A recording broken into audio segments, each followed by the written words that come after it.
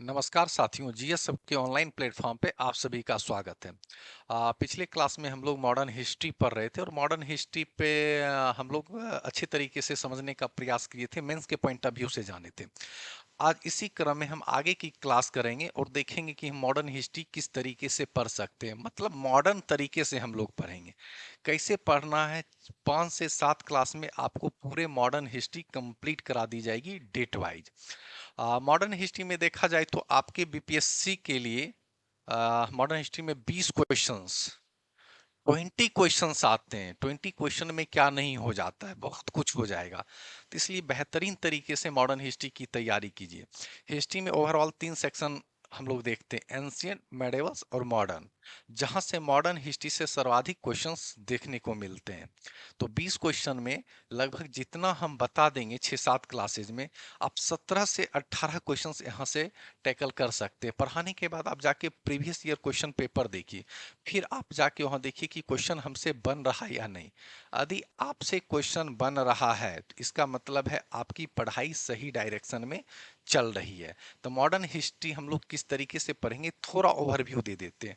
हम यहाँ देखेंगे डेट वाइज, है ना, डेट वाइज और ईयर वाइज। ठीक है, डेट वाइज पढ़ने का प्रयास करेंगे। ठीक है, डेट वाइज भी देखेंगे और ईयर वाइज भी देखेंगे हम लोग। जो महत्वपूर्ण घटनाक्रम है उसको हम लोग देखने का प्रयास करेंगे।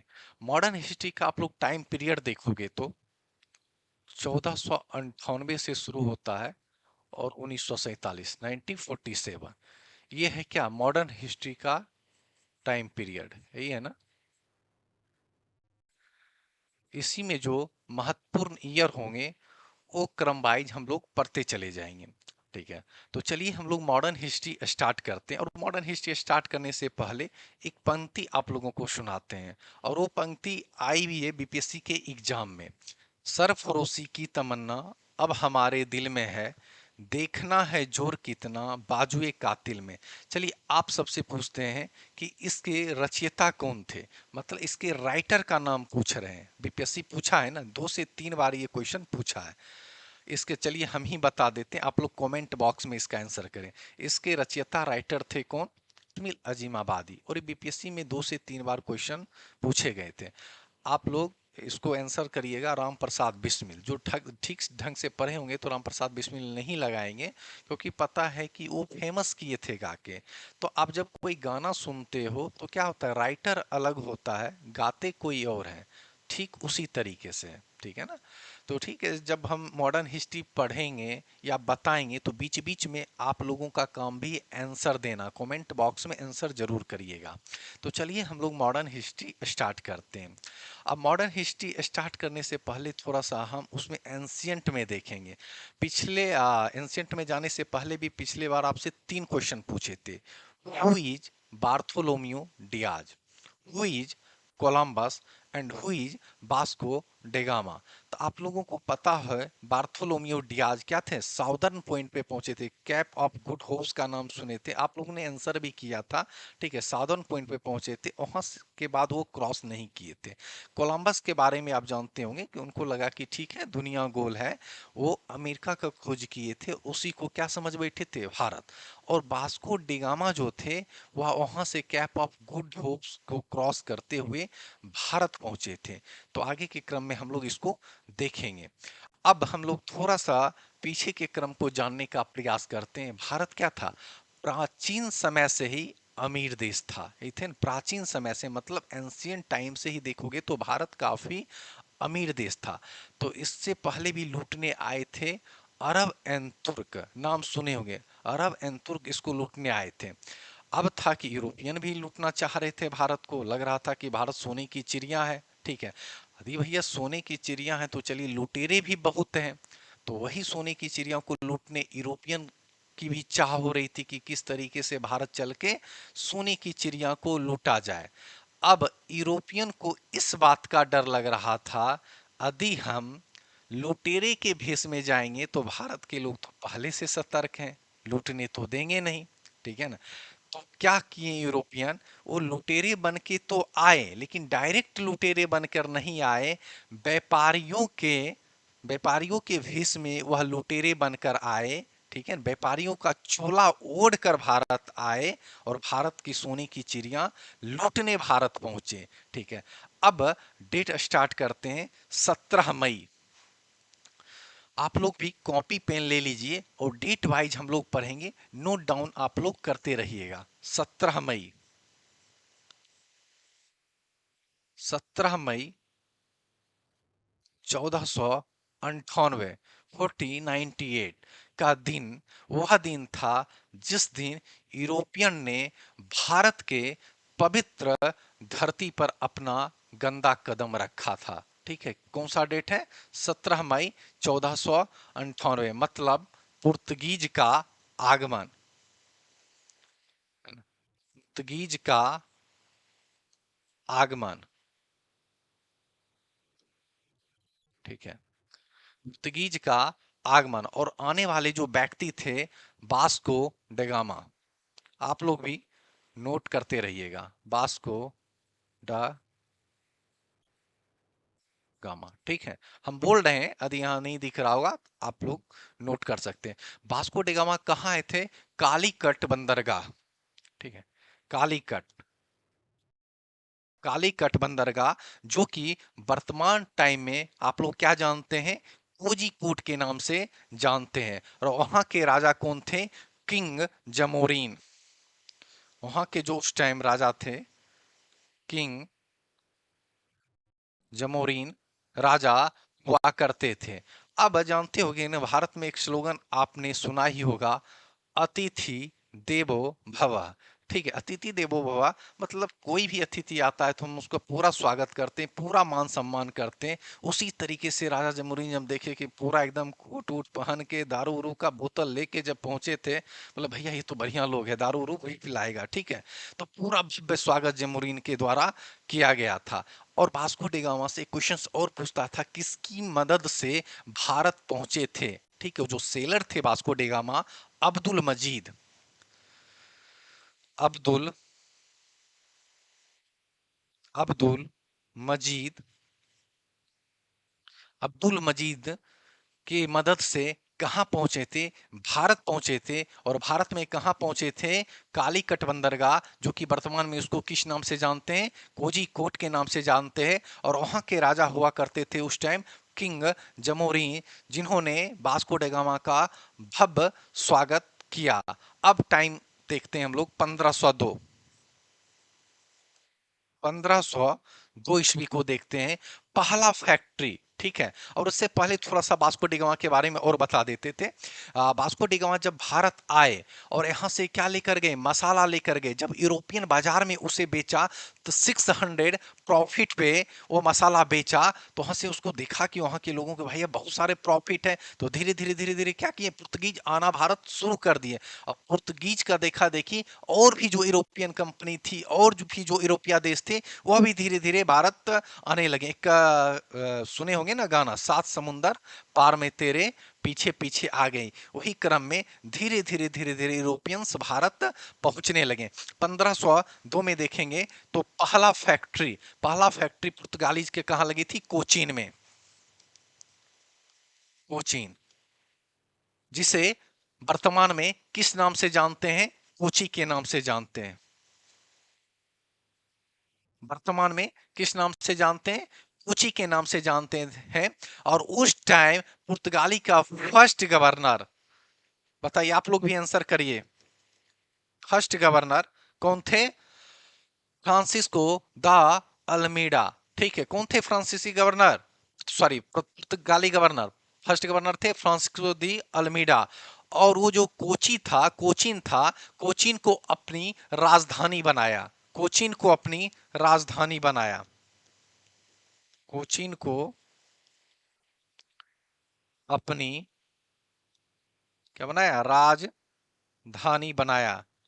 कैपिटल के रूप में कोचीन को स्थापित किया। और एक पॉलिसी स्टार्ट की, ब्लू वाटर पॉलिसी।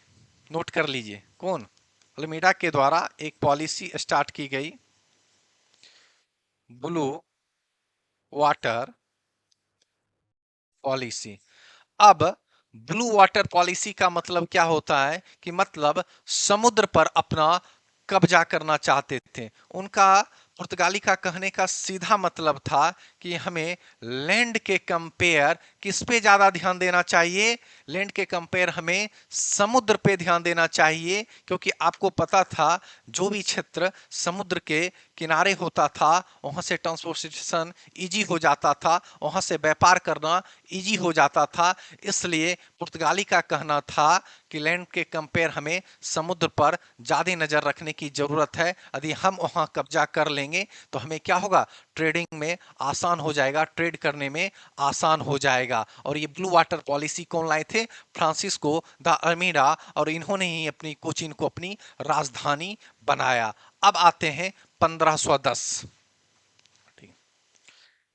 1510 आप लोग भी नोट करते जाइए। 1510 में अब इनकी गंदी नजर कहां थी, गोवा पे थी। 1510 में इनकी गंदी नजर कहां पड़ी, गोवा पे। और ये गोवा पे कब्जा करना चाहते थे, लेकिन वहां पे किनका शासक था, आप लोगों ने पढ़ा होगा, बीजापुर के शासक आदिल शाह का शासन वहां गोवा पर था। अब भैया इनको गोवा चाहिए भी था। अब पुर्तगाली छटपटा रहे थे कि भैया गोवा हमको कैसे भी लेना है। तो इन्होंने मदद मांगी कृष्णदेवराया से। आप लोगों ने पढ़ा होगा, कृष्णदेवराय का नाम सुना होगा, ठीक है। कृष्णदेवराय क्या थे, एक मजबूत शासक थे, ठीक है, मजबूत शासक थे। किस एम्पायर के, आप ये बताइएगा। कृष्णदेवराय, आप कमेंट में आंसर करिएगा कृष्णदेवराय का। हम थोड़ा सा इसका आंसर भी दे देते हैं, चलिए ठीक है, बता ही देते हैं। विजयनगर साम्राज्य, ठीक है, विजयनगर साम्राज्य के संस्थापक कौन थे, हरिहर बुक्का। और उसी के जो एक मजबूत शासक थे कृष्णदेवराय। कृष्णदेवराय से मदद मांगी और कृष्णदेवराय की मदद से क्या किया, गोवा पे कब्जा किया गया। मतलब Goa was captured, Goa was captured कब हुआ, 1510 में गोवा को कब्जा कर लिया गया। अब 1510 में ही देखोगे पुर्तगाली गवर्नर फ्रांसिसो अल्फांसो दा अल्बुकर्क, अल्फांसो दा अल्बुकर्क 1510 में पुर्तगाली गवर्नर बने थे। 1510 में क्या बने थे, अल्फांसो दा अल्बुकर्क क्या बने थे, पुर्तगाली गवर्नर बने थे। और वही आगे देखोगे तो फिर वो एक बैन द सटी प्रैक्टिस, बैन द सटी प्रैक्टिस, सती प्रथा, ठीक है। एक होता है सती प्रथा और एक होता है जोहर प्रथा। अब सती प्रथा का मतलब क्या होता है, जोहर प्रथा का क्या मतलब होता है, आप लोग भी कमेंट बॉक्स में आंसर करें। सती प्रथा का मतलब होता है कि यदि आपके पति डेड कर गए हैं, ठीक है, कोई युद्ध में, तो आपको भी क्या किया जाता है, जबरदस्ती चिता पे लेटा दिया जाता है। जोहर प्रथा होता है, आपने मूवी देखा होगा पद्मावत, जब आपके हस्बैंड बाहर जाते हैं युद्ध करने और उस क्रम में वे मारे जाते हैं, तो क्या करते हैं, लेडीज लोग जो होती है, उनकी वाइफ होती है, वो अपने आप को जोहर कर लेती है कि उनके साथ कुछ अनैतिक व्यवहार ना हो जाए, तो वो खुद जाके चिता पे लेट जाती है, अपने आप को आग में झोंक देती है, यानी जोहर कर लेती है। तो सती और जोहर में एक माइनर डिफरेंस यही है। तो वह द सटी प्रैक्टिस, ठीक है, कौन किए थे, अल्फांसो दा अल्बुकर्क। और इसी क्रम में जब आप आगे देखोगे तो इसी में राजा राम मोहन राय का भी नाम सुनोगे। आगे देखोगे तो विलियम बेंटिक का भी नाम आप सुनोगे, बेंदा सटी प्रैक्टिस में इस और कोशिश किए थे, ठीक है। अब आगे आते हैं 1530 में, ठीक है, 1530 के बाद आते हैं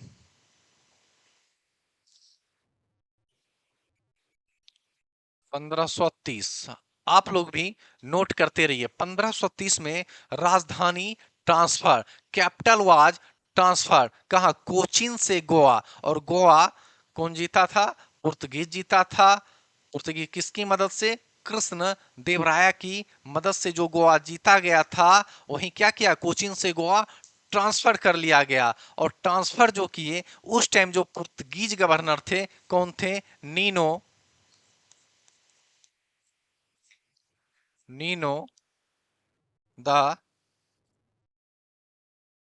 कुन्हा, ठीक है, यही थे ना, नीनो द कुन्हा, ठीक है, इन्हीं के द्वारा ट्रांसफर किया गया, क्या, कैपिटल को ट्रांसफर किया गया कोचीन से गोवा। अब 1535 आते हैं,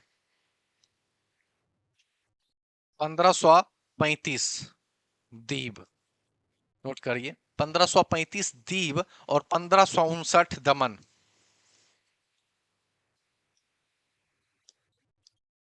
दीव और दमन, 1535 में किसको कैप्चर किया गया, दीप को कैप्चर किया गया, और 1559 में किसको कैप्चर किया गया, दमन को कैप्चर किया गया। और उस टाइम भी देखोगे पुर्तगाली गवर्नर कौन थे, नीनो द कुन्हा थे, जिन्होंने कैपिटल को ट्रांसफर किया था कोचीन से गोवा।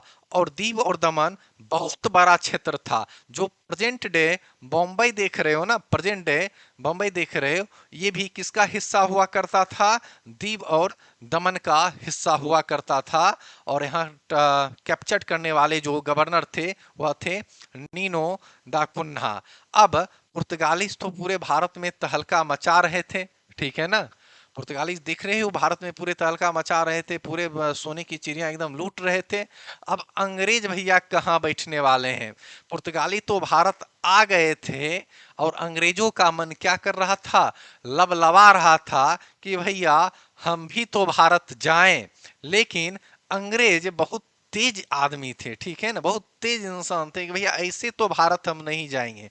कहते ना, they have done work properly, ठीक है, कोई भी काम वो क्या करते थे, प्रॉपर तरीके से करते थे, ऐसे नहीं कि मुंह उठा के सीधे भारत चले जाओ। अंग्रेज उसमें से नहीं थे। अंग्रेज बोले कि भैया ये जो हवा बना रहा है पुर्तगाली, भारत सोने की चिड़िया है, ये मसाला है, ये व्यापार कर सकते हैं, यहाँ लूट रहे हैं, ये क्षेत्र कब्जा कर लिए, सही में भारत सोने की चिड़िया है या पुर्तगीज झूठ का तो हवा नहीं बना रहा है। तो अंग्रेज के द्वारा एक व्यक्ति को भारत देखने के लिए भेजा गया, और वह ईस्वी है 1582। 1582, नोट कर लीजिएगा, एक अंग्रेज ने एक व्यक्ति को भारत भेजा जिसका नाम था रॉल्फ फिच। Rolf Fitch. और किसके दरबार में आया था, तो आपको पता होगा कि किसका शासन उस टाइम भारत में था, अकबर, जिसे अकबर महान के नाम से आप लोग जानते हैं। तो अकबर के दरबार में कौन आया, रॉल्फ फिच आया, और क्या करने आया था, भारत को देखने आया था कि भैया सच में सोने की चिड़िया है कि अंग्रेज झूठ का हवा तो नहीं बना रहा है। अब रॉल्फ फिच की रिपोर्ट के अनुसार, इनका जो रिपोर्ट आया कब आया, इन्हीं के रिपोर्ट के अनुसार 1599 में एलिजाबेथ प्रथम द्वारा एक शाही कानून पास किया गया जिसे रॉयल चार्टर बोलते हैं। रॉयल चार्टर, ठीक है, किसकी रिपोर्ट थी, है ना, रॉयल फिच की एक रिपोर्ट के अनुसार 1599 में एलिजाबेथ प्रथम द्वारा एक शाही कानून पास किया गया कि भैया आप लोग भारत में जाकर क्या कर सकते हो, व्यापार कर सकते हो। 1600 ईस्वी, आप देखिए 1600, है ना, किसके रिपोर्ट के अनुसार, रॉयल फिच के रिपोर्ट के अनुसार ही कंपनी बनाई गई कि भैया भारत जाके आप व्यापार करो, सच में सोने की चिड़िया है, तुम लोग भी कुछ लूट कर लाओ। तो 1600 में क्या है, ब्रिटिश ईस्ट इंडिया कंपनी बन के हो जाती है तैयार। British British East India company बनकर हो जाती है तैयार। अब भैया ये तो तैयार हो जाती है, इससे पहले अब देखोगे तो डच वाले ने एंट्री मार ली। अब ये तैयार हो ही रही थी, डच वाले बोले कि भैया हम काहे पीछे रह जाएं, डचों ने एंट्री मार ली। डेट है 1602। 1602 में डच वाले कहाँ आ गए, भारत आ गए, Dutch east India company east India. पहले आप कहोगे सर पहले डच आए थे कि पहले ब्रिटिश आए थे, तो हम कहेंगे पहले डच आए थे, बाद में ब्रिटिशर्स आए थे। अब डच को एक नाम से और जानते हैं, नीदरलैंड और हॉलैंड। और आपको पता होगा tallest country in the world, यहाँ की जो एवरेज हाइट होती है ना 6.2 इंचेज होती है। मतलब दुनिया के सबसे लंबे व्यक्ति कहाँ के होते हैं? डच के होते हैं। ठीक है, इसको नीदरलैंड और हॉलैंड के नाम से भी जानते हैं। ठीक है, अब आगे हम देखते हैं 1602। 1602 को ही हम देखते हैं, कंसेप्ट ऑफ आईपीओ। कहोगे सर ये क्या था? इससे पहले हम थोड़ा स्टोरी बता दें। डच ईस्ट इंडिया कंपनी तो भारत आ गई। अब भैया ये फक्कर कंपनी थी, भिखारी कंपनी थी। भारत तो आ गई भैया, इसके पास रुपया ही नहीं था। ठीक है, अब भैया बोला कि भैया ठीक है, अब तो रुपया है नहीं, व्यापार कैसे करेंगे? तो अब दिमाग लगाना शुरू किया। जब दिमाग लगाया तो कंसेप्ट ऑफ आईपीओ ले आया। ठीक है, क्या ले आया? Concept of IPO. और आईपीओ क्या होता है? Initial public offering. अब इन्होंने भारत के लोगों से क्या बोला पता है? कि भाई एक काम करो, तुम रुपया दो, हम एक कंपनी ला रहे हैं, एक काम करो तुम पहले रुपया दे दो, और रुपया दो तो फिर उसमें उतना का शेयर दे देंगे, उतना का मालिकाना हक तुमको दे देंगे। यही है आईपीओ, इनिशियल पब्लिक ऑफरिंग। और यहीं से कहीं ना कहीं निकल कर आता है कंसेप्ट ऑफ शेयर मार्केट। जो शेयर मार्केट का कंसेप्ट अभी देख रहे हैं, कहीं ना कहीं कहां से निकल कर आता है? 1602। कहा 1602 जो डच आए थे, डचों के माध्यम से आईपीओ का कंसेप्ट आया था, और इसी के माध्यम से शेयर ऑफ कंसेप्ट मार्केट का कंसेप्ट आया है। ठीक है, अब डेट हम लोग देखते हैं 1605। पहली फैक्ट्री कहां लगाए थे डचों के द्वारा? 1605। हम बोल रहे हैं, आप लोग भी नोट करते रहिए। पहली फैक्ट्री लगाई थी मसूलीपट्टनम। और कमेंट बॉक्स में आप लोग आंसर दीजिए, मसूलीपट्टनम किस स्टेट में है? चलिए हम बता दे रहे हैं, लेकिन कमेंट बॉक्स में आप लोग आंसर करिएगा, आंध्र प्रदेश। चलिए एक करंट से क्वेश्चन पूछते हैं, आंध्र प्रदेश और तेलंगाना कब अलग हुआ? ठीक है, क्वेश्चन था ना, मतलब पिछले 3-4 साल पहले ये क्वेश्चंस आए भी थे। आंध्र प्रदेश से तेलंगाना कब अलग हुआ? ये आंसर आप लोग कीजिए। ठीक है, तो पहली फैक्ट्री कहां लगाई गई? मसूलीपट्टनम। कहां है? आंध्र प्रदेश में है। और भी एक कंपनी लगाई गई थी, आप सुने होंगे, बालासोर, चिंसूरा, पटना। अब बताइए बालासोर कहां है, चिंसूरा किस राज्य में है? और पटना वाला क्वेश्चंस तो बहुत बार क्वेश्चन बीपीएससी 2-3 बार पूछा गया कि पहली फैक्ट्री 1632 में पटना में जो लगाने वाले थे यूरोपियन, वो डच थे। ये क्वेश्चन तो 2-3 बार क्वेश्चंस आ भी गया है। ठीक है, और डच की कैपिटल भारत में कहां थी? आप ये आंसर करिए। इसे हम बता देते हैं, डच की कैपिटल भारत में थी पुलिकट। ठीक है, लिख देते हैं पुलिकट। और पुलिकट कहां है? तमिलनाडु में है। ठीक, पुलिकट कहां है? तमिलनाडु में। चलिए आगे हम लोग देखते हैं। अब 1609, पहले आए थे पुर्तगीज का, थोड़ा कहानी देख लेंगे।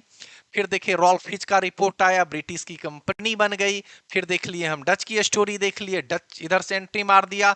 अब भैया ब्रिटिश कहां पीछे रहने वाले थे? ब्रिटिश क्या बहुत हो गया, अब हमसे बर्दाश्त नहीं हो रहा है, हमें अब भारत जाना चाहिए, हमें अब भारत जाना चाहिए। 1609, 1609। ठीक है, British East India Company reached India. अब British East India Company reached India मतलब ब्रिटिश भारत पहुंच गए थे। और कहां पहुंचे थे? सूरत में पहुंचे थे। और जो शिप से आए थे उसका क्या नाम था? हेक्टर। ब्रिटिशेज, ये भी क्वेश्चंस कभी कभी पूछ लिया जाता है कि ब्रिटिशेज जो शिप से भारत पहुंचे थे उसका क्या नाम था? हेक्टर। और उसके कप्तान कौन थे? William Hawkins. विलियम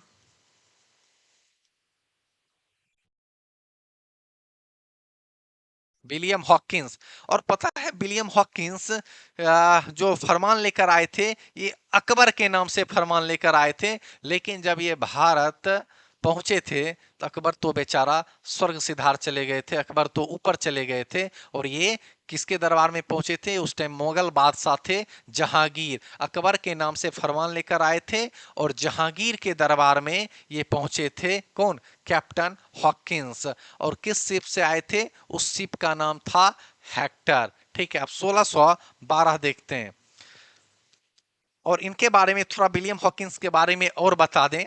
बेचारे 2 साल रहे, ठीक है ना, जहांगीर के दरबार में 2 साल रहे, खूब बनाने का प्रयास किए, भाई भैया हमें फैक्ट्री लगाने दो। जहांगीर बाबा बोला ना ना, पुर्तगाली पहले से करें, बेचारा भले आदमी है, तुम्हें तो बिल्कुल हम नहीं देंगे फैक्ट्री लगाने। तो जहांगीर के द्वारा साफ साफ मना कर दिया गया फैक्ट्री लगाने से। बोला भैया हम तुम्हें परमिशन नहीं दे सकते हैं फैक्ट्री लगाने का, तुम यहां से जा सकते हो। ठीक है, फिर अब विलियम हॉकिंस के पास कोई उपाय नहीं बचा, ये अपना लौट गए कि अब 1612 में देखोगे तो फिर अंग्रेजों के द्वारा एक अधिकारी को भेजा गया, उनका नाम था मिडिल्टन।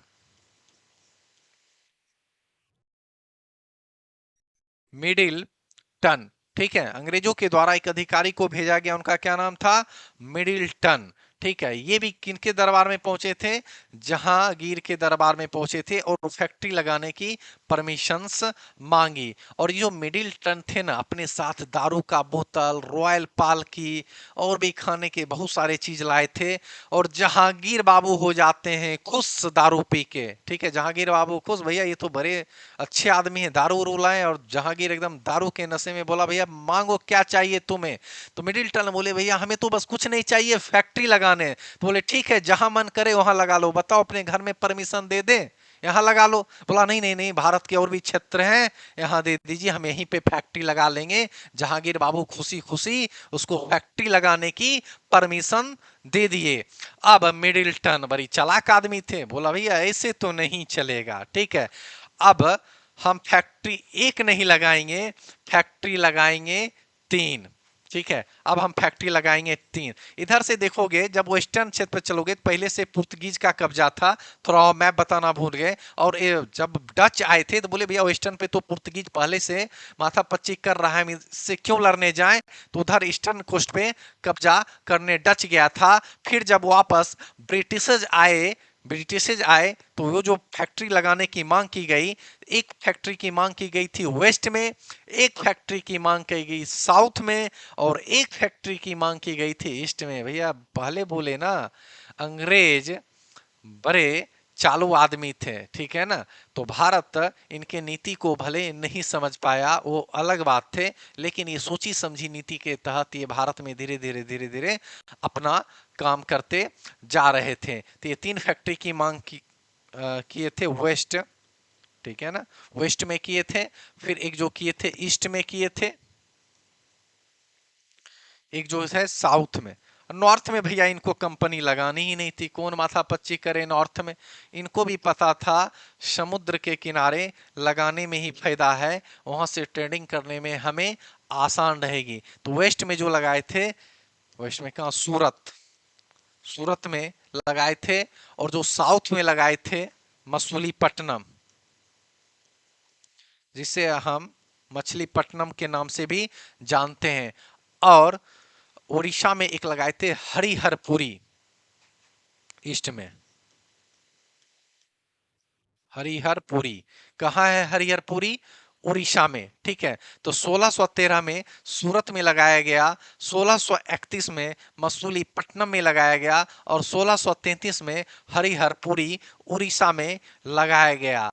अब ये धीरे धीरे फैक्ट्री अपना स्थापित कर लिए थे, जो इनका मनसा था वो मनसे पे अपना विजय पा लिए थे, जहांगीर से बातों को मनवा लिए थे दारू रूपी के। ठीक है, अब देखोगे तो यहाँ से मतलब जहांगीर बाबू खुश हो गए थे, और ये करने क्या लगे थे, अब हम बताते थे इनकी क्या मंशा थी। अब जहांगीर को जहां 10 रुपया टैक्स देना था ना, ये 100 रुपये देने लगे टैक्स। कि भैया ये तो अंग्रेज बड़े अच्छे आदमी हैं, ये पुर्तगीज और डच भर दिन रोते रहते हैं। आरबीआई ने कहा है ना कि 10 दिन में रुपया डबल नहीं होता है, 10 दिन में होती है फिर हेरा फेरी। ठीक है ना, वही जाल में जहांगीर बाबू हंस गए थे कि 10 दिन में रुपया डबल हो रहा है। तो एकदम पूरा जहांगीर खुश, बोला भैया ये कितने अच्छे आदमी हैं, पूरा भाई इतना खाली जमीन है इसी को दे दो, क्या करेंगे भैया, टैक्स उस दे के पहुंचाएंगे, हम भी राजा हो जाएंगे, राजा तो पहले से हैं, और ठीक है रुपया रुपया और आ जाएगा। ठीक है, तो जहांगीर जो हुआ खाली बंजर जमीन, बोला भैया जो भी बंजर जमीन इसी के दे दो, पुर्तगीज डच को नहीं देना, वो रोते हैं 10 रुपया देने में रोते हैं, बताओ इससे 10 मांग रहे, अपने मन से आके 100 रुपया दे रहे हैं। ठीक है, तो अंग्रेज भी, अंग्रेज का जो मनसा था वो मनसे में तो ये हो गए थे कामयाब। और आरबीआई का तो हम फंडा बता ही दिए कि 10 दिन में क्या होती है, हेरा फेरी, रुपया डबल कभी नहीं होती है। ठीक है, हेरा फेरी मूवी आप लोग देखे ही होंगे। अब आगे हम पढ़ते हैं 1637। 1637 मद्रास का जो क्षेत्र था ना, अंग्रेजों को लीज पर दे दिया गया था। किसके द्वारा? मुगल शासक के द्वारा। क्या दे दिया गया था? अंग्रेजों को लीज पर दे दिया गया था। और मद्रास के क्षेत्र पे जो देखोगे ना, किसका शासन चल रहा था उस टाइम? पुर्तगीज का शासन चल रहा था। अंग्रेजों को क्या किया था? व्यापार करने के लिए लीज पर दे दिया गया था। और आगे का क्या कांड होता है वो हम बताएंगे। बड़ी यूनिक स्टोरी है, आप लोग भी इसे सुनो, गौर से सुनना क्या आगे होता है। 1637 का हम बता दिए थे। अब आते हैं 1668।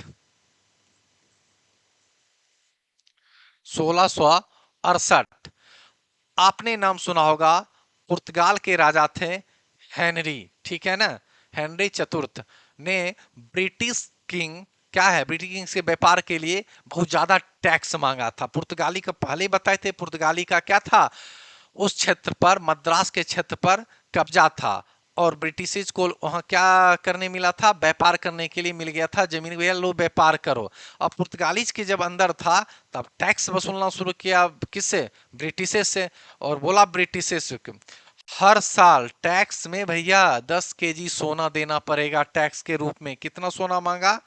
10 केजी। 10 केजी सोना मांगा गया, किससे? ब्रिटिश के द्वारा। अब बोले भैया कि भैया बवाल मचाओगे क्या, है ना, अब भैया बवाल काटोगे, इतना टैक्स देंगे, इतना टैक्स देंगे तो भैया बहुत कुछ हो जाएगा, इतना टैक्स हम नहीं देंगे। ठीक है, अब आगे की स्टोरी हम लोग बताते हैं। ठीक है, इतना टैक्स देने से ब्रिटिश ने मना कर दिया। ठीक है, तो आगे हम लोग देखते हैं। 10 केजी क्या मांगा? सोना मांगा टैक्स के रूप में। ठीक है, अब परिणाम स्वरूप देखो क्या हुआ। ब्रिटिशर्स भी कम चालाक थोड़ी आदमी थे। ठीक है, वहां के जो राजा थे हेनरी, ठीक है ना, हेनरी जॉर्ज, ठीक है, उनकी बहन थी कैथरीन। हेनरी जॉर्ज की बहन कौन थी? कैथरीन। और अंग्रेज के राजा थे किंग्स चार्ल्स द्वितीय। अब कहा भैया एक काम करो, इससे अच्छा है कि शादी करके ही निपट लिया जाए और डॉरी के रूप में क्यों ना कुछ मांग लिया जाए। तो अंग्रेज के जो राजा थे किंग्स चार्ल्स द्वितीय और हेनरी जॉर्ज की बहन थी कैथरीन, दोनों ने शादी कर ली। मतलब कैथरीन ब्रगेंजा और चार्ल्स द्वितीय, किंग्स चार्ल्स द्वितीय की शादी हो गई। और पुर्तगालीज ने दहेज में क्या दे दिया गया? बंबई को दे दिया गया। कितना मतलब हास्यास्पद की बात है, बताओ, शादी दो यूरोपियन वाले कर रहे हैं और डॉरी में दे रहे हैं बंबई को। मतलब Bambai was given as dowry. कब देंगे? 1668 में बंबई को डॉरी के रूप में दे दिया गया। और उसके बाद आगे के क्रम में स्टोरी में हम लोग देखेंगे। तो अब अंग्रेज का दबदबा धीरे धीरे धीरे धीरे भारत में बढ़ने लगा। अब 1639 की वह ईस्वी, हम लोग ईयर वाइज पढ़ रहे हैं, आई थिंक आपको पढ़ने में आसानी हो रही होगी। और इतना आप कर लोगे ना, हम गारंटी के साथ कहते हैं कि यदि 20 क्वेश्चंस आपके मॉडर्न हिस्ट्री से आते हैं तो आप 16-17 क्वेश्चंस आपके बन जाएंगे। 100% बच्चों कुछ नहीं होता है, 16-17 भी आप बना लोगे तो काफी है। 100% के पीछे कभी नहीं भागना चाहिए। 1639 में आप देखोगे अंग्रेजों ने पहला फुट बनाया। हम तो बोले कि अंग्रेजों का दबदबा धीरे धीरे क्या हुआ? भारत में बढ़ने लगा। अब धीरे धीरे अंग्रेज फुट बनाने लगे। अब फुट की स्टोरी बता देते हैं थोड़ा। अंग्रेज फुट बना रहे थे जब यहाँ के शासक ने मना किया, भैया फोर्ट क्यों बना रहे हैं? तो बोला सर फोर्ट थोड़ी बना रहे हैं, ये तो वेयर हाउस है, बताइए सामान आ रहा है कहाँ रखेंगे, बर्बाद हो जाएगा, रुपया रुपया इतना लगता है, कहाँ रखेंगे? तो उस टाइम तो ईडी सीबीआईसी बॉडी थी। अच्छा अच्छा, बोलो भैया बना लो, कोई दिक्कत नहीं, बना लो, तुमको जो मन करे करो, तुम लोग तो ऐसे भी अच्छे व्यक्ति हो, 10 रुपये के बदले 100 रुपये टैक्स देते हो, ठीक है? तो बोला ठीक है, फोर्ट वोट बनाओ, और जो कुछ बनाना है, घर उर बनाना है, सब बना लो, ठीक है? तो 1639 में अंग्रेजों ने पहला फोर्ट बनाया, सेंट जॉर्ज। और फोर्ट बनाने के पीछे उनका एक मकसद था कि धीरे धीरे जब अंग्रेजी लोग आ रहे थे, ब्रिटिशर्स भारत आ रहे थे, तो अपने साथ हथियारों का जखीरा ला रहे थे, गोली पिस्तौल भर भर के, बारूद उरूद भर भर के ला रहे थे, और यही फोर्ट में रख रहे थे, ठीक है ना? और भारत के शासक इस चीज को समझ नहीं पाए, और ना कोई इस टाइम ईडी और सीबीआईसी कोई बॉडी थी जाके चेक करती कि भैया ये फोर्ट में कर क्या रहा है। तो 1639 में कौन सा फोर्ट बना? Saint George. 1639 में बना saint George. Saint George, saint George कहाँ है? मद्रास में। फिर एक 1668 में बना फोर्ट, फोर्ट बम्बई, ठीक है? 1668 में फोर्ट बम्बई आप लोग नोट कर सकते हो। और 1698 में, 1698 में फोर्ट विलियम्स। फोर्ट विलियम्स कहाँ है? आप कमेंट बॉक्स में आंसर इसका दे सकते हैं। फोर्ट विलियम्स बंगाल में है।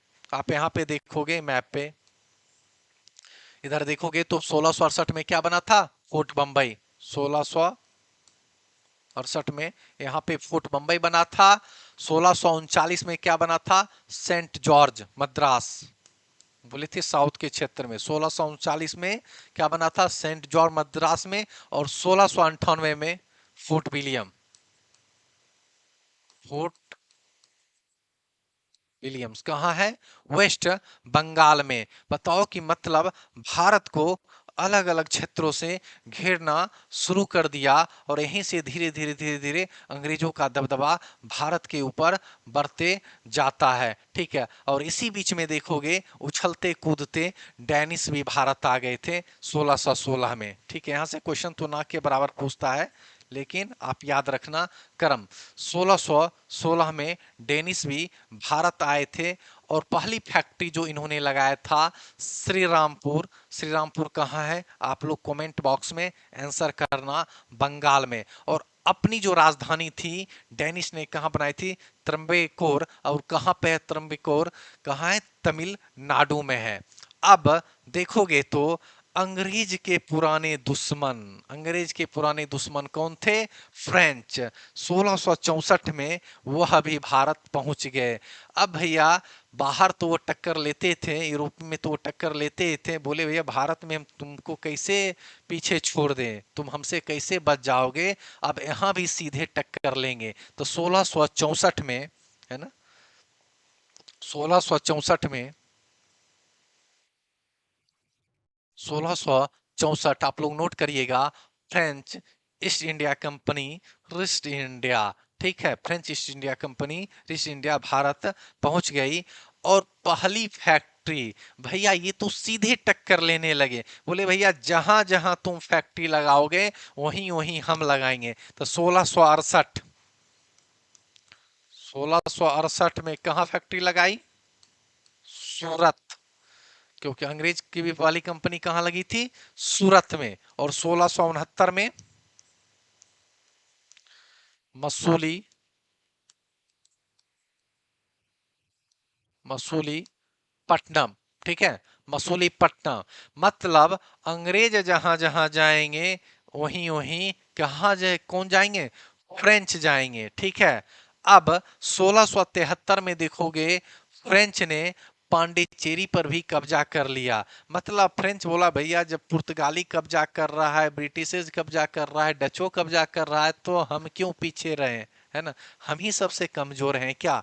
तो 1673 में देखोगे, 1673 में क्या हुआ? 1673 में फ्रेंच ने पांडिचेरी पर कब्जा कर लिया। पांडिचेरी वाज कैप्चर्ड, ठीक है? और पांडिचेरी को अपनी राजधानी भी बना दिया, अपना कैपिटल भी बना दिया। किसके द्वारा बनाया गया? फ्रेंच के द्वारा बनाया गया। अब आगे आते हैं 1690। ठीक है, 1690। अब देखोगे, हाँ, अब आगे के क्रम बताते हैं। तो देखोगे, ब्रिटिशर्स की गंदी नजर किस पे थी? ब्रिटिशर्स की गंदी नजर, सबसे ज्यादा गंदी नजर थी बंगाल पे। उसको किसी क्षेत्र से मतलब नहीं था, ठीक है ना। बंगाल से उसे ज्यादा मतलब था, क्योंकि पता है कि बंगाल में तीन चीजें बहुत ज्यादा होती है। बंगाल में तीन चीजें बहुत ज्यादा होती है। एक चाय, दूसरा अफीम, तीसरा ओपियम जिसको बोलते हैं, तीसरा नील। एक टी, एक है ना ओपियम, एक नील। ठीक है, ये नाम आपने सुना ही होगा। और अंग्रेज सोचते थे कि ठीक है, चाय तो पिला ही रहे हैं, अफीम पूरे दुनिया में हम सेल करेंगे, क्योंकि बंगाल के मार्केट से यहाँ पे अफीम उपजाएंगे और पूरे यूरोप में इसको सेल करके पूरे दुनिया को नशाखोर बना देंगे कि हमसे कोई लड़ने वाला रहे ही नहीं। ठीक है, नशा में मस्त रहो। ठीक है, नशा में जब मस्त रहोगे तो क्या ही लड़ पाओगे। तो पूरे दुनिया को क्या करना चाहते थे ब्रिटिशर्स? नशाखोर बनाना चाहते थे। ठीक है, तो इसलिए बंगाल पे उनकी सबसे ज्यादा गंदी नजर थी, और ये तीनों इंटरनेशनल मार्केट में तहलका मचाने वाला था, चाय, अफीम और नील। ठीक है ना, तो इसलिए बंगाल पे उनकी ज्यादा गंदी नजर थी। अब वहां पे शासक था बंगाल में किसका भैया? औरंगजेब। ठीक है, औरंगजेब बहुत ही मजबूत एम्पायर थे।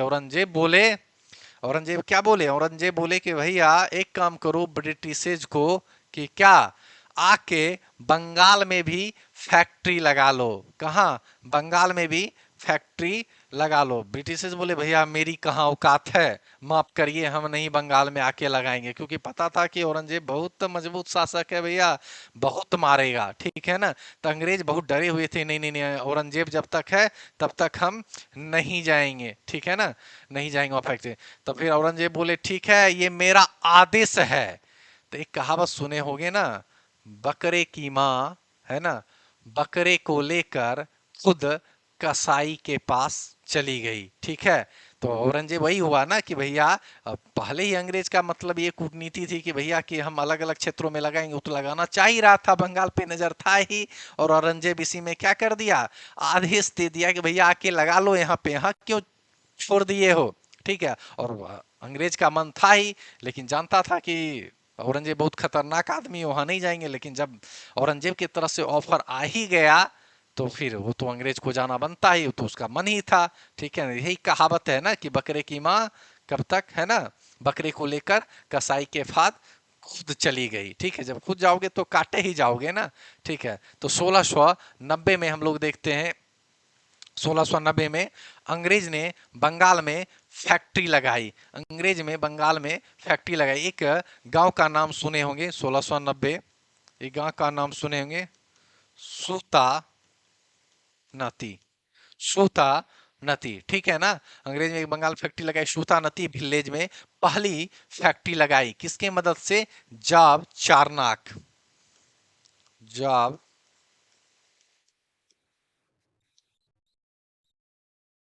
चारनाक की मदद से कहाँ फैक्ट्री लगाई? बंगाल में। ठीक है, जॉब चारनाक नाम के व्यक्ति थे, इसी के मदद से कहाँ लगाई गई? फैक्ट्री लगाई गई बंगाल में। ठीक है, अब 1696 में देखते हैं, 1696 ईस्वी को देखते हैं। सूता नती, Sutanuti, Sutanuti, Kalikata, Kalikata plus Govindpur, Govindpur, ये तीनों विलेज मिलकर क्या बनता है? Famous city of Kalikata, famous city of Kalikata. ये तीनों सिटी मिलकर, ठीक है। और इसके संस्थापक भी कौन थे? जॉब चारनाक, इसके संस्थापक भी थे जॉब चारनाक। आपको पता होगा ना कि कलकत्ता के संस्थापक किन्हें माना जाता है, जॉब चारनाक को। ठीक है, तो अंग्रेजों ने वहां फैक्ट्री स्थापित कर ही ली, जो उनकी मंशा थी उसमें कामयाब हो गए, क्योंकि औरंगजेब ने खुद ही परमिशन दे दी क्या वहां पे आके कंपनी लगाया जाए। अब आगे हम लोग देखते हैं 1698 में अंग्रेजों ने एक फोर्ट बनाया कलकत्ता में, जिनका नाम है फोर्ट विलियम। ठीक है, फोर्ट विलियम। और इस टाइम भी विरोध किया गया कि भैया फोर्ट वोट क्यों बना रहे हो 1698 में। ठीक है, अंग्रेज पहले से एक लाइन सीख लिए थे, भैया ये तो फोर्ट वोट थोड़ी है साहब, एक बस छोटा सा रूम वूम बना रहे हैं, वेयर हाउस टाइप का बना रहे हैं, सामान उमान रखेंगे। ठीक है, तो क्या बनाया गया 1698 में फोर्ट विलियम बनाया गया। अब अंग्रेजों ने भारत को अब पूरी तरीके से घेर लिया। क्या अंग्रेजों ने पूरी तरीके से भारत को घेर लिया, और अब इंतजार करने लगे कि भैया औरंगजेब की मृत्यु होने दो। ठीक है, फिर दिखाएंगे। ठीक है, फिर इसको बताएंगे अब क्या होता है। ठीक है, अब तो भैया फंस गया था। एक गाना सुने होंगे ना, है ना, आ, कि गुंडों में फंस गई करके कुछ गाना था। ठीक है ना, तो अब क्या हो गया था, फंस गया था। कौन फंस गया था, अब औरंगजेब और मुगल शासक थे इस चीजों में धीरे धीरे धीरे धीरे फंसते जा रहे थे। हम तो पहले बताए थे कि फूट डालो और शासन करो, और उस नीति को कभी ये शासक लोग समझ ही नहीं पाए, और अंग्रेज धीरे धीरे धीरे धीरे अपने मंशा में कामयाब होते चले गए। और जैसे ही ये फोर्ट विलियम बनाया और बोला भैया अब इसको बताते हैं, थोड़ा दिन रुको, अब क्या करना है, चलो बंगाल पे कब्जा कर लिए, हथियार उथियार अपने पास आ ही गया, अब क्या करना है, बोला कुछ नहीं करना है, औरंगजेब की मृत्यु का इंतजार करो, बुढ़ा तो हो ही गया है, कब तक जीवित रहेगा, मरने दो फिर बताते हैं। और वही हुआ जो अंग्रेज चाहते थे। 1707 में, 1707 में औरंगजेब की मृत्यु हो जाती है, और अंग्रेज जो चाहते थे उसमें वह कामयाब हो गए। बोले अब बताते हैं यहाँ के मुगल शासक को अब क्या कर सकते हैं हम लोग। ठीक है, अब क्या किए, जब औरंगजेब की मृत्यु के बाद टैक्स देना बंद कर दिए। अब रंगीला ऐसा शासक आ गया जिसकी 55,000 पत्नियां थी, तो भैया क्या शासक करेगा बताओ, है ना, ये तो अपना ही रंगीन दुनिया में रहता था। ठीक है ना, तो फिर उसके बाद ही तो स्टार्ट हो गया मुगल शासक के सबसे कमजोर शासक का आना, उसी पीरियड से स्टार्ट हो गया, जिसे हम लेटर मुगल एम्पायर कहते हैं, उत्तर मुगल काल के नाम से भी जानते हैं। ठीक है ना, अब देखते हैं आगे के क्रम को। 1707 में जब औरंगजेब की मृत्यु हो गई, और वहां के बाद क्या हुआ, मुगल सत्ता, जो पावरफुल मुगल सत्ता था वह समाप्त हो गया, और वहां से धीरे धीरे कमजोर मुगल शासक आने लगे। अब 1717 की बात हम लोग करते हैं। 1717 में मुगल शासक का, मुगल शासक जो थे, एक कमजोर शासक, मुगल शासक में भी एक कमजोर शासक थे, फर्रुखसियर। ठीक है, फर्रुखसियर द्वारा, फर्रुखसियर बोला भैया एक काम करो, ये भाई टैक्स उस क्यों नहीं दे रहा है अंग्रेज। अंग्रेज बोला भैया टैक्स उक्स तो नहीं देंगे। तो बोला टैक्स नहीं दोगे तो तुम्हें हम दौड़ा दौड़ा के मारेंगे, फिर कोई बचाने वाला नहीं रहेगा। अंग्रेज बोले भैया बात तो सही बोला है, ठीक है, एक बार चल के कहाँ देख लो, फोर्ट विलियम, एक बार जाके फोर्ट सेंट जॉर्ज देख लो। ठीक है, फोर्ट बंबई देख लो, चल के देख लो हमारी तैयारी, फिर दौड़ा दौड़ा के हमें अंग्रेज पहुंचा देना। ठीक है ना, कहाँ पहुंचा देना, ब्रिटिशर्स पहुंचा देना। ठीक है ना, ब्रिटेन पहुंचा देना, हम एकदम खुशी खुशी चले जाएंगे मार के। तो जब वहां पहुंचा, है ना, फरुखसियत पहुंचे, वहां मुगल शासक जब पहुंचना शुरू किया, तो उसके पैर तले जमीन खिसक गए। भैया भैया तुम तो मेरे साथ छलावा किए हो, तुम तो बोले थे फूट बना रहे। बोले हाँ भैया बोले थे। तो भैया ये हथियार कहाँ, भैया बोला ये तो विधि का विधान है, छल कपट तो मेरे खून में है ना, ये तो विधि का विधान है। अब एक काम कहते हैं, जैसा हम कह रहे हैं वैसा करो, नहीं तो अभी क्या करेंगे, दौड़ा दौड़ा के तुम्हें मारेंगे। तो बोला भैया ठीक है जी हुजूर, है ना, आप जैसा कहिएगा वैसा कहेंगे, हाँ बोला जैसा हम कहेंगे वैसा यदि करते हो तो तुम्हें थोड़ा रियायत दी दी जाएगी, और ये तुम हमसे उम्मीद कर सकते हो कि खाना पीना अच्छे तरीके से दिया जाएगा। बोला ठीक है हम उसी तरीके से करेंगे, हम आपकी तैयारी देख लिए, अब हम कुछ नहीं करने वाले हैं। तब फर्रुख सियर के द्वारा क्या हुआ, बोला कि चलो ठीक है एक चीज पास करो, फ्री ट्रेड, ठीक है ना, सुनहरा फरमान जारी करो और ब्रिटिश आज के बाद कोई टैक्स नहीं देंगे। तो आपने सुना होगा ना जो फ्री ट्रेड के परमिशन मांगी गई वो फर्रुख सियर के द्वारा ही दी गई, और ब्रिटिश बोले भैया चलो अब तो हम मस्ती में हैं, हम क्या है टैक्स उस देंगे नहीं, जहां मन करेगा यहाँ व्यापार करेंगे, और मेरा मन करेगा तुम्हारे घर में भी बिजनेस शुरू कर देंगे, उसमें भी कोई रोकने वाला नहीं है। तो भैया अब रंगीला ऐसा शासक आएगा, फर्रुख सियर ऐसा आएगा तो क्या होगा, यही सब देखना पड़ेगा ना। ठीक है, तो धीरे धीरे क्या हुआ, यहां से भी साम्राज्य टूटने लगता है मुगलों का। ठीक है, तो हम सीधी सी बोले ना, जब आप कमजोर होने लगोगे ना तो जो आपके अपने भी है ना वो भी साथ छोड़ देते हैं।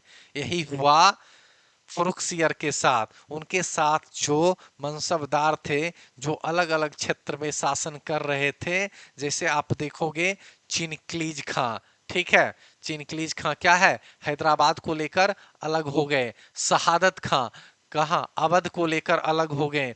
मुर्शीद कुली खां बंगाल को लेकर अलग हो गए। तो आप देखोगे अंग्रेजों ने आगे क्या किया, अंग्रेजों को आगे ना तो हैदराबाद से मतलब था, ना तो शहादत खां के अवध से मतलब था। अवध का मतलब जो प्रेजेंट डे लखनऊ कहते हो ना, वही अवध का क्षेत्र हुआ करता था। तो ना उसे अवध से मतलब था, सिर्फ अंग्रेजों को मतलब था तो पहले बोले थे बंगाल से मतलब था, क्योंकि बंगाल में आपको पता है कि तीन चीज इंटरनेशनल मार्केट में तहलका मचाने वाली थी। क्या था वहां पे, चाय, अफीम, और क्या था, नील की खेती। ठीक है, तो मुर्शिद कुली खान के अधीन बंगाल था और वो बंगाल लेके अलग निकल लिए। तो धीरे धीरे धीरे धीरे जो वहाँ पे मुगलों का शासक था वो भी कमजोर होने लगे, उनके जो अपने लोग थे वह भी धीरे धीरे धीरे साथ छोड़ने लगे, और वहां से पूरा मुगल एम्पायर क्या होता है, कमजोर हो जाता है। अब लगता है कि भैया मेरे पास कुछ नहीं बचा, धीरे आराम से रहो, खाओ पियो मस्त रहो, नहीं तो अपने से तो गए ही, अंग्रेज भी खदेड़ के हमें मारेंगे। तो यहाँ तक आपने देखा कि ब्रिटिशर्स किस तरीके से भारत पर धीरे धीरे कब्जा किए, और आगे चल के जब आप देखोगे इसी के क्रम में बंगाल का लास्ट नवाब के रूप में देखोगे कौन थे, सिराजी दौला, और उनको भी अपने ने धोखा दिया है ना, परायों में कहाँ था उतना दम। ठीक है ना, अपनों ने ही धोखा दिया ना, तो अपने लोग ज्यादातर धोखेबाज होते हैं। ठीक है, एक कहावत सुने ना, बाज बनो धोखेबाज नहीं, लेकिन यहाँ पे धोखेबाज लोग ज्यादा बनते हैं। ठीक है, तो ये तो एंशियंट टाइम से, मेडिवल टाइम से और मॉडर्न टाइम से और प्रेजेंट टाइम में भी ऐसा देखने को मिलता ही है। तो किस तरीके से देखोगे वास्को डिगामा का क्रम आना जो शुरू हुआ, फिर देखोगे डच ने एंट्री मारी, डच के बाद देखोगे ब्रिटिशर्स ने एंट्री मारी, बीच में डेनिस आए, डेनिस के बाद फ्रेंच आए, और धीरे धीरे धीरे धीरे भारत वाले क्षेत्रों को घेर लिया, और मुगल शासक को किस तरीके से कमजोर किया गया वो आप लोगों ने देखा ही। तो आगे के क्रम हम लोग देखेंगे कि किस तरीके से मुगलों से लोग अलग होने लगे। तो आगे के क्रम हम लोग जब प्लासी के युद्ध पढ़ेंगे, बक्सर का युद्ध पढ़ेंगे, फिर आगे चल के 1857 की क्रांति से लेकर 1947 तक आज़ादी तक हम लोग देखेंगे। ठीक है, तो इतिहास इस तरीके से आप पढ़ोगे ईयर वाइज तो इजीली हो जाएगा आपको याद करने में, और गारंटी के साथ बोलते हैं कि 6 से 7 क्लास में जब हम कंप्लीट करा देंगे आप जाके प्रीवियस ईयर क्वेश्चंस पेपर को देखना, बनाना, क्वेश्चन इजीली सॉल्व होंगे। तो अगले क्लास में मिलते हैं, तब तक के लिए धन्यवाद।